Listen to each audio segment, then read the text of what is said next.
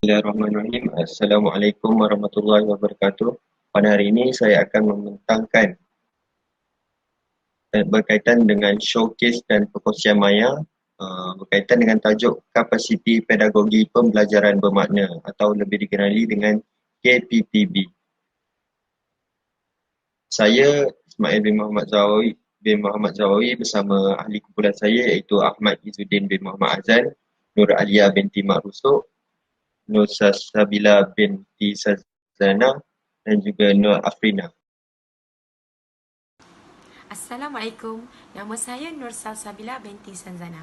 Saya dari 2 PISMP BM5. Baiklah, dalam KPPB ini terbahagi kepada 3 elemen, iaitu pengalaman, the big idea TBI dan bagi pengalaman yang saya dapati bagi kursus BMMB 3052 ialah penggunaan elemen seni yang sesuai. Saya dapat mengetahui cara penggunaan elemen seni muzik, seni visual dan seni pergerakan yang telah diterapkan dalam PDP. Selain itu juga, saya dalam kursus EDUP 3033, saya dapat memahami lebih banyak tentang teori kecerdasan berdasarkan kelemahan dan kekuatan pelajar. Dari segi perancangan KIT, saya dapat memilih tema dalam buku teks berdasarkan kesesuaian pembelajaran pelajar itu sendiri. Di samping itu juga, dalam merancang KIT, saya juga dapat mengetahui pemilihan bahan KIT berdasarkan kemahiran bahasa yang sesuai. Cabaran yang saya dapati dalam mempelajari subjek BMMB 3052 ialah saya perlu memahami teknik dan fungsi setiap elemen seni yang diterapkan sebelum saya merancang kit pembelajaran.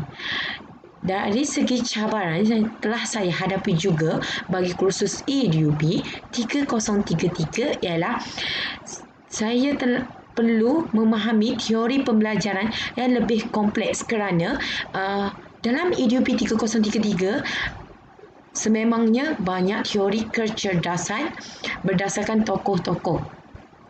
Jadi saya perlu memahami dan menguasai teori-teori tersebut. Bukan itu saja, saya juga telah berdepan dengan cabaran dari segi objektif pembelajaran kurang tercapai. Dari segi cabaran penghasilan kit itu sendiri, saya telah mengalami cabaran dari segi peralatan yang terhad untuk membuat kit. Di samping itu juga, pemilihan idea juga perlu dilakukan secara terperinci. Di sini maksudnya saya perlu mengakses Google Scholar, perlu mengakses internet dan perlu mencari-cari maklumat yang memangnya sesuai untuk kit pembelajaran yang akan dihasilkan.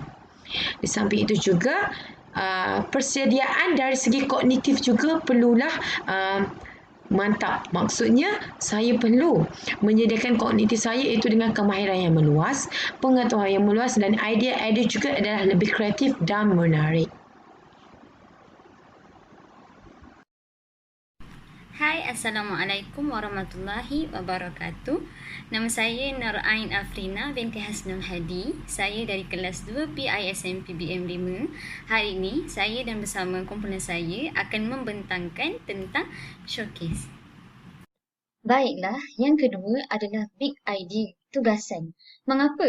Ini kerana kit pembelajaran yang direka melibatkan 2 subjek, iaitu pertama subjek major, yang kedua pula subjek generik.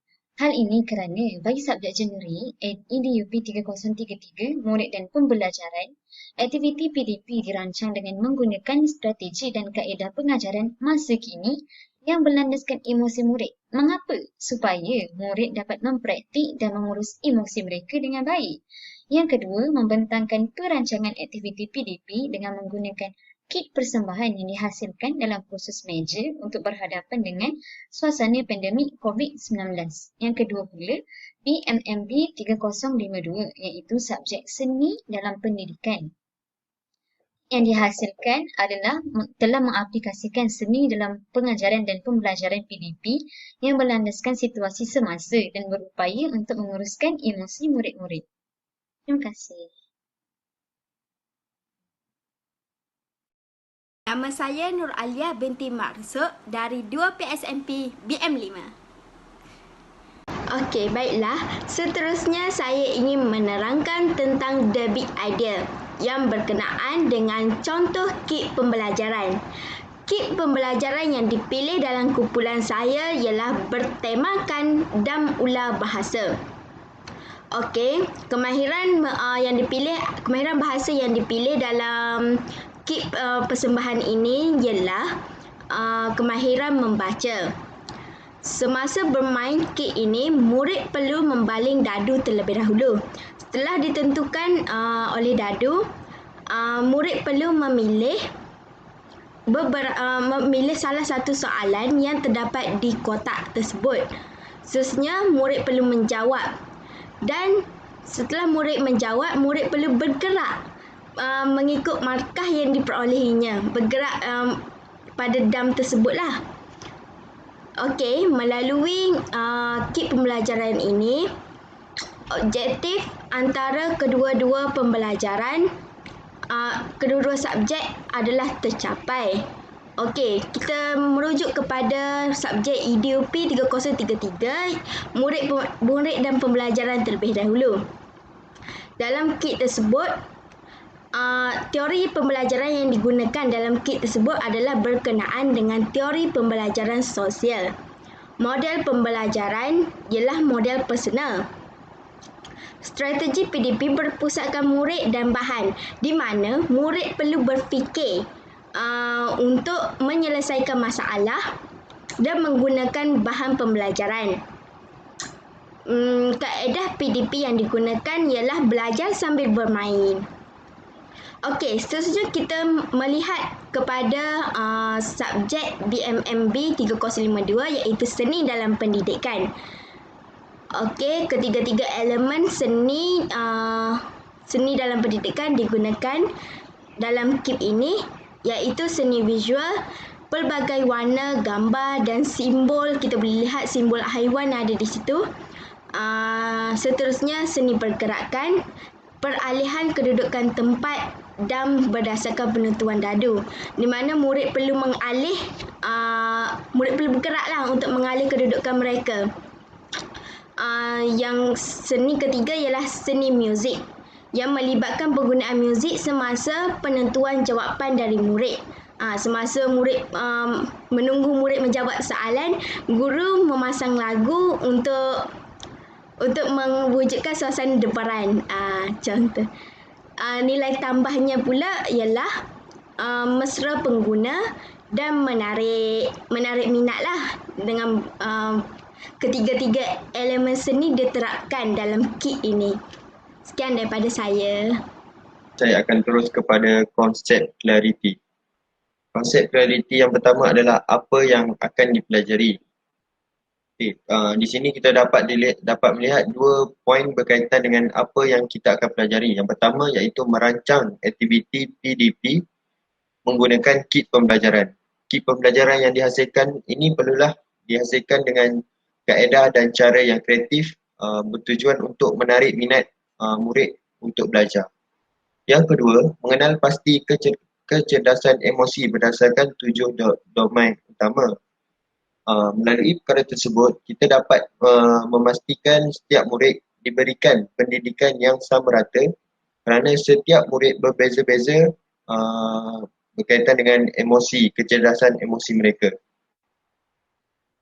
Terusnya saya akan berikan kepada Mak Ahmad Izzuddin.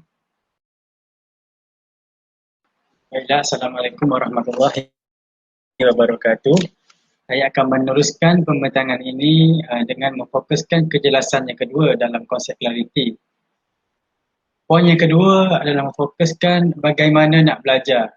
Berdasarkan pengalaman yang saya peroleh daripada subjek SDP dan MDP ini, bagaimana saya melakukan pembelajaran ialah dengan mencari pengalaman melalui aktiviti PPS dengan menjalankan kajian mengenai kecerdasan emosi.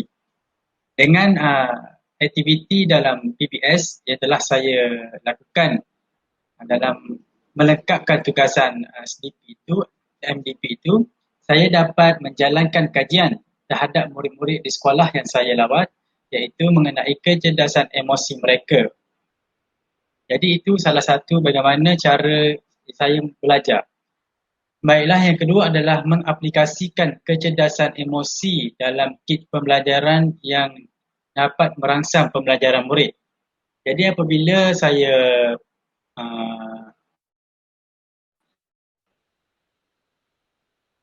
lakukan mengaplikasikan kecerdasan emosi dalam kit pelajaran ini, kita dapat menambah cara ataupun teknik bagaimana untuk meningkatkan kecerdasan emosi mereka dengan melakukan pembelajaran. Baiklah, konsep clarity yang ketiga adalah bagaimana kita mengetahui apa yang dipelajari. Poin yang ketiga ini memfokuskan melihat perkembangan kendiri mengenai kecerdasan emosi. Jadi apabila kita melihat perkembangan kendiri mengenai kecerdasan emosi ini, kita dapat mengetahui apa yang telah kita pelajari. Yang kedua adalah mampu merancang aktiviti PDP yang mengaplikasikan kecerdasan emosi dengan menggunakan kit pembelajaran. Jika kita mampu merancang sesuatu aktiviti PDP dengan aplikasikan kecerdasan emosi ini, ia dapat membuktikan bahawa kita memahami. Terima kasih.